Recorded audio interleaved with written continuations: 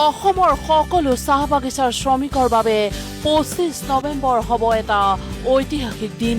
25 নৱেম্বৰত আমি যাতে অসম বিধানসভাত বাগিচাৰ লাইনৰ অধিকাৰ শ্ৰমিকসকলক দিয়া যি আমাৰ ঐতিহাসিক পদক্ষেপ হ'ব, সেই পদক্ষেপত যাতে আপোনালোকে আমাক আশীৰ্বাদ দিয়ে। চাহ বাগিচাৰ ৰাইজৰ বাবে আহিব এটা স্বৰ্ণীল দিন।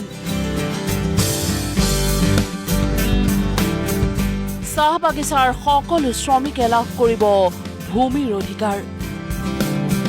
বাগিচাৰ মালিকৰ ভূমি গতাই দিয়া হ'ব লাইনৰ শ্ৰমিকক। বিধানসভাত নতুন আইন আনিব ৰাজ্য চৰকাৰে। আজি আটছাৰ দ্বিবাৰ্ষিক কেন্দ্ৰীয় অধিৱেশনত এই ঘোষণা মুখ্যমন্ত্ৰী ডক্টৰ হিমন্ত বিশ্ব শৰ্মাৰ। মই বিশ্বাস কৰোঁ যে অসমৰ চাহ বাগিচাৰ শ্ৰমিকসকলে যেতিয়ালৈকে মাটিৰ অধিকাৰ নাপাব তেতিয়ালৈকে তেওঁলোকৰ জীৱন কেতিয়াও সুৰক্ষিত হ'ব নোৱাৰে। আজিৰ পৰা 3 বছৰ আগতে অসম বিধানসভাত মই স্পষ্টভাৱে ঘোষণা কৰিছিলোঁ যে মই অসমৰ মুখ্যমন্ত্ৰী থকা সময়তে চাহ বাগিচাৰ মালিকৰ পৰা বাগিচাৰ লাইনৰ মাটি কাঢ়ি আনি শ্ৰমিকসকলক দিয়াৰ মই ব্যৱস্থা হাতত ল'ম। আজি মই একে সাহসেৰে আপোনালোকক ক'ব খোজো 25 নৱেম্বৰ অসম বিধানসভাত আমি আইন উত্থাপন কৰিম, যি আইনৰ দ্বাৰা চাহ বাগিচাৰ মালিকৰ পৰা লাইনৰ মাটি আমি কাঢ়ি আনি চাহ বাগিচাৰ শ্ৰমিকক আমি দিয়াৰ বাবে সিদ্ধান্ত গ্ৰহণ কৰিম। কেৱল ভূমিৰ অধিকাৰেই নহয়, চাহ বাগিচাৰ প্ৰাৰ্থীৰ বাবে থাকিব এতিয়া নিযুক্তিৰ অধিকাৰো। চৰকাৰী চাকৰিত বাগিচাৰ প্ৰাৰ্থীৰ বাবে থাকিব সংৰক্ষণ। APS আৰু ACS চাকৰিত 3% সংৰক্ষণ।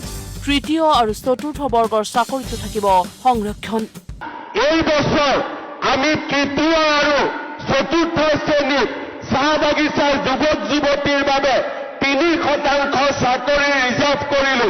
কিন্তু তাতকৈও আগুৱাই গৈ আজি মই আপোনালোকৰ আগত ঘোষণা কৰিছো যে এই বছৰৰ পৰা আমি চাহ বাগিচাৰ যুৱক যুৱতীৰ কাৰণে ACS APSকে ধৰি ফাৰ্ষ্ট আৰু ছেকেণ্ড কেটেগৰীৰ চাকৰিটো আমি 3% ৰিজাৰ্ভেশ্যন দিয়াৰ আমি কাম কৰিম।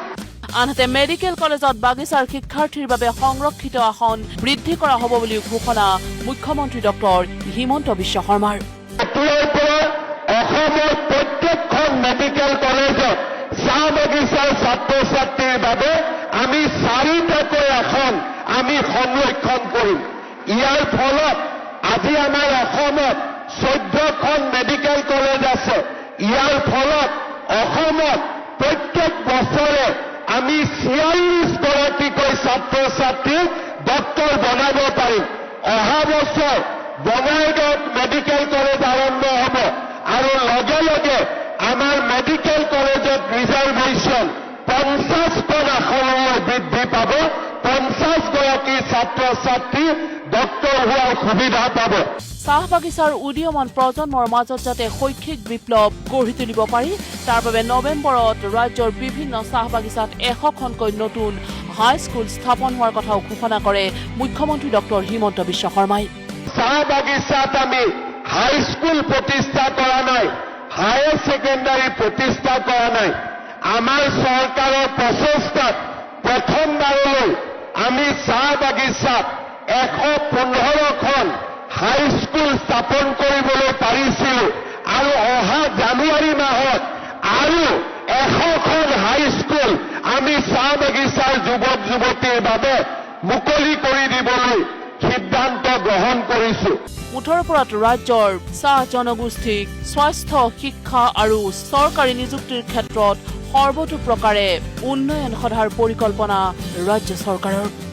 এই সকলোবোৰৰ উপৰিও বাগিচাৰ ৰাইজে লাভ কৰিব তেওঁলোকৰ বছৰ বছৰ জোৰা সপোন ভূমিৰ অধিকাৰ।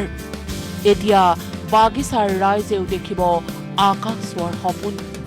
আজি মৰিয়নীত আটছাৰ 19 সংখ্যক দ্বিবাৰ্ষিক কেন্দ্ৰীয় অধিৱেশনৰ মুকলি সভাত অংশগ্ৰহণ কৰে মুখ্যমন্ত্ৰী ডক্টৰ হিমন্ত বিশ্ব শৰ্মাই। জাক জমকীয়া বিভিন্ন সাংস্কৃতিক কাৰ্যসূচী অনুষ্ঠিত হয় অধিৱেশনস্থলীত চাহ জনগোষ্ঠীৰ পৰম্পৰাগত সাজপাৰ আৰু অলংকাৰৰ বিশেষ প্ৰদৰ্শনীয়েও দৃষ্টি আকৰ্ষণ কৰে সকলোৰে মুখ্যমন্ত্ৰী ডক্টৰ হিমন্ত বিশ্ব শৰ্মাৰ ঘোষণাই স্বাভাৱিকতে আহ্লাদিত কৰে উপস্থিত ৰাইজক কেমেৰা পাৰ্চন গণেশ মণ্ডলৰ সৈতে মৰিয়নিৰ পৰা প্ৰাঞ্জল পাউগাম নিউজ লাইভ